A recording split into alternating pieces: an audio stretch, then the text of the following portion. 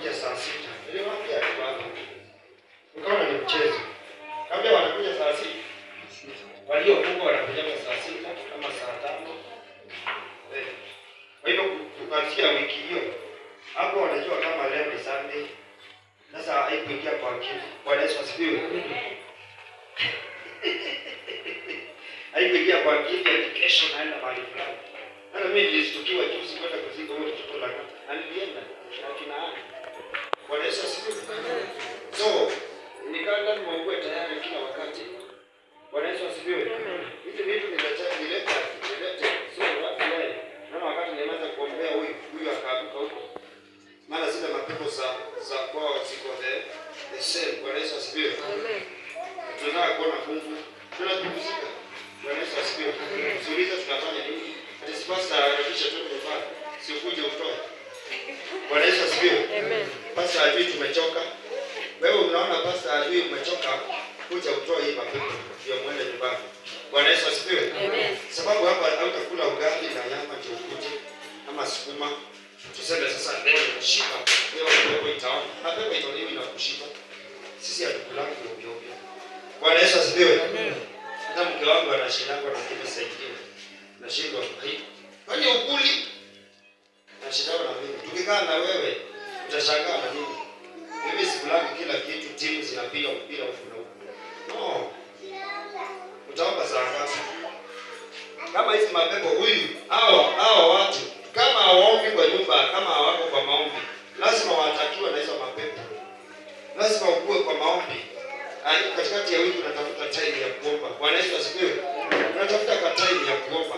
Mwambie Mungu ni asante unipea mtoto. Mwambie Mungu ni asante ukunilipea mzee. Na huyu mzee nataka umbariki na pesa. Bwana Yesu asifiwe. Nataka umbariki. Sitaki mitego kwa kazi yake.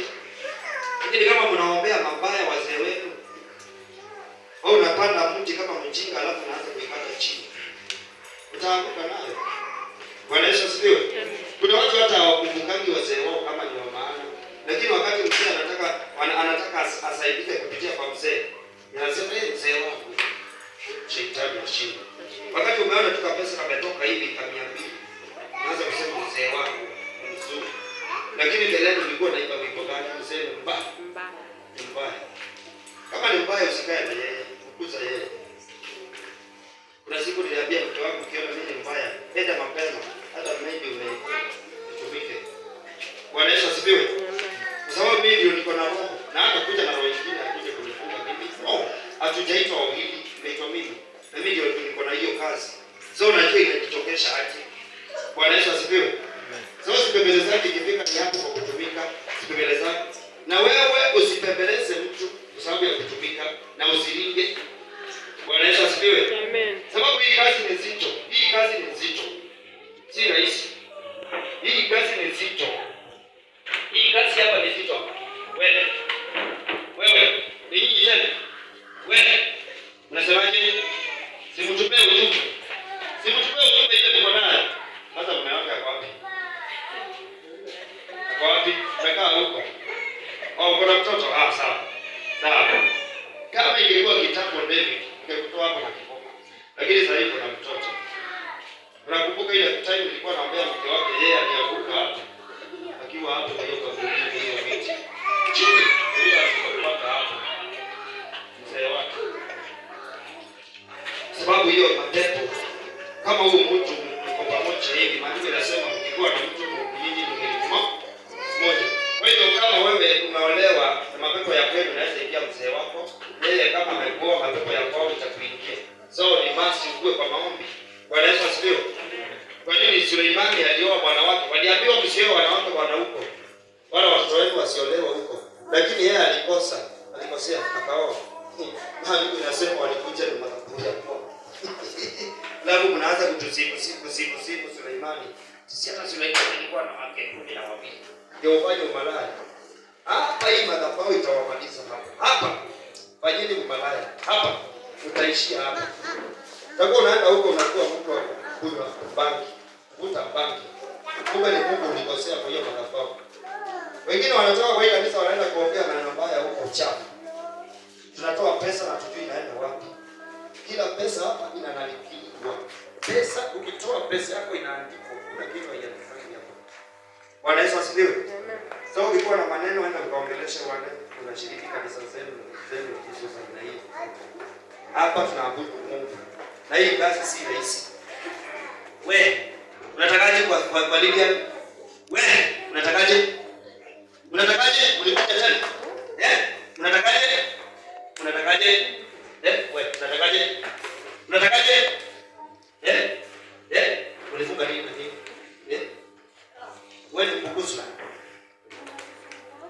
Wewe ni mbugusu. Wewe tunafanya siku ya kanisa. Tunakusumbua. Kwa nini? Tunakusumbua na nini? Hadi kila saa. Nasikia na wajinga hapa wasemangi hapa. Jema na kisimama hapa ongee kitu aseme haleluya. Hakuna mtu anasema amen. Wawili tu kanisa mzima. Glorious. Unasikia amen. Kwanza ninafurahia sana na Frank hii kanisa kutoka wakati aliingia kwa hii church na akaona miujiza. Frank bibi bwana huyu ndio nasikianga amen yake kwanza kubwa sana. Lakini watu hapa mnasikia shetani anakasirika. Sababu mnasema amen. Sasa hiyo amen nimekukulisha leo nikasema mseme amen. Na wengine wanalala hapa. Wengine wanalala. Hizi demons ndio zinakuwa zimetembea zimespray hapa. Ndio mlale. Sasa mama kale. Na waelimu. Waelimu alikuwa amemorota. Lakini nilipiga time akapunguka mkacho. Nashukuru Mungu. Haya, achilia huyo. Achilia. Toa kimoja chako. Toka. Na kuja ya Mungu. Yoka tabau ndio ndoa juzi. Ulinunua madhabahu juzi. Sasa na destroy. Bye. Na destroy. Ndio hata. Na destroy. Bye. Ndio ulinunua tena madhabahu yako. Na destroy. Bye.